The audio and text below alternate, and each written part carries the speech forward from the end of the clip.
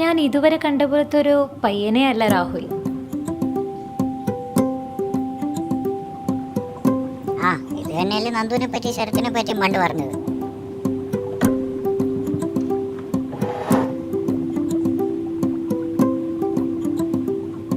അവനൊരു പാവ. അവനങ്ങനെ ഫ്രണ്ട്സോ ആരും ഇല്ല. കഴിഞ്ഞവണ ഞങ്ങൾ നല്ലൊരു കഫേയിലൊക്കെ പോയി. എന്നെ പേ ചെയ്യാൻ കൂടി അവൻ സമ്മതിച്ചില്ല. He such A nice boy.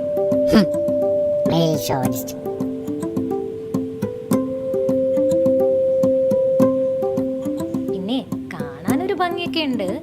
നീ അവനെ കണ്ടിട്ടില്ലല്ലോ? ഞാൻ കാണിച്ചു തരാം. കണ്ടോ? ആ ഇവനെ കണ്ടാ തന്നെ അറിയാം എന്തോ വശപ്പശക്കുണ്ട്.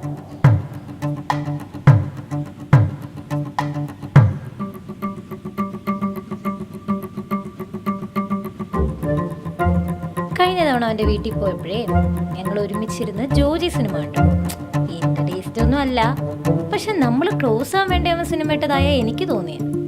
ആദ്യത്തെ ഡേറ്റിൽ തന്നെ ജോജി സിനിമയോ? അപ്പോ ഏതോ സൈക്കോ ആണ്. ഇന്ന് കുറച്ച് ഇരുട്ടിയിട്ട് ഇറങ്ങാനാ പ്ലാൻ. രാത്രിയാകുമ്പോ നമുക്കറിയാവുന്ന ആരും അത്ര പെട്ടെന്ന് കാണില്ലല്ലോ. ഇവനത്ര ശരിയല്ല. പിന്നെ പല പെൺകുട്ടികളെ അവൻ കണ്ടിട്ടുണ്ടെങ്കിലും ഇതുവരെ അവനൊരു ലോങ് ടേം റിലേഷൻഷിപ്പ് ഒന്നും ഉണ്ടായിട്ടില്ല. അതിനെ പോലെ പരിചയപ്പെടുന്ന പെൺകുട്ടികളെ അവൻ തട്ടിക്കളഞ്ഞു കാണും. എങ്ങനെയുണ്ട്? നൈസ് അല്ലേ? ആ കൊള്ളാം. നാളെ പത്രത്തിലൊക്കെ ഫോട്ടോ വരാനുള്ളതല്ലേ. ഈ ഡ്രസ് നല്ലതാ. പിന്നെ ആശാന് നല്ല കാർ ക്രേസ് ഒക്കെയാ. ഓവർ സ്പീഡിൽ പെറ്റിയിട്ടാതിരിക്കാൻ നമ്പർ പ്ലേറ്റ് കൂടി മാറ്റി വെച്ചേക്കുക. ദേ ഇപ്പൊ പറഞ്ഞേ ഉള്ളൂ, അപ്പോഴേക്കും വന്നല്ലോ മെസ്സേജ്. വേറെ ഡിസ്റ്റർബൻസ് ഉണ്ടാക്കാതിരിക്കാൻ ഫോൺ വെട്ടി വെക്കാനാ. പിന്നെ ഒരു എക്സ്ട്രാ ഷോളും ഷീറ്റും എടുക്കാൻ. അതെന്തിനാ? ഇനി എന്തെങ്കിലും പിക്നിക് ആണോ അവൻ പ്ലാൻ ചെയ്യുന്നത്? ആവോ.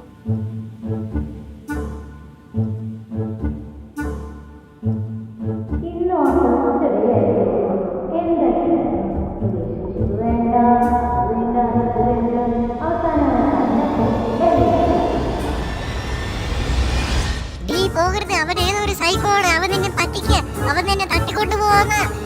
ആരാ ഈ ക്ലാസ് ഉണ്ടാക്കിയ? പെട്ടെന്ന് ഹലോ കൊച്ചേ.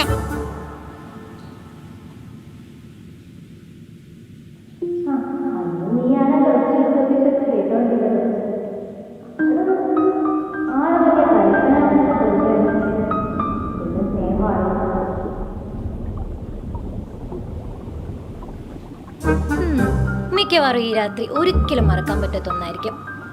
എന്നാ ഞാൻ പോട്ടെ.